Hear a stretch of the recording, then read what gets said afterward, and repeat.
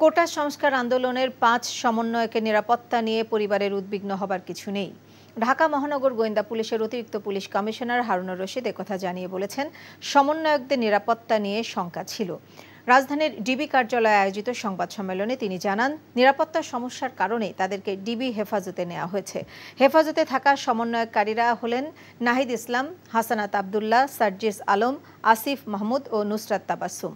ডিবিতে নিয়ে সমন্বয়কদের মারধর করা হয়েছে এমন গুজবে কান না দেওয়ার অনুরোধ জানিয়ে হারুনুর রশিদ বলেন, কোটা সংস্কার আন্দোলনকে ভিন্ন খাতে নেওয়ার ষড়যন্ত্র করেছিল অনেকে।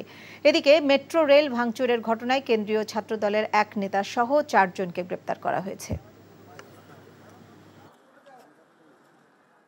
এই কোমলমতি শিক্ষার্থীদেরকে ঘিরেই কিন্তু একটি অসাধু চক্র জামাত বিএনপি, যারা তাদের সুযোগকে অনুপ্রবেশ করে তারা ঢাকা শহরকে, তারা একটা গণতান্ত্রিক সরকারকে তারা পতন ঘটাতে চেয়েছিল।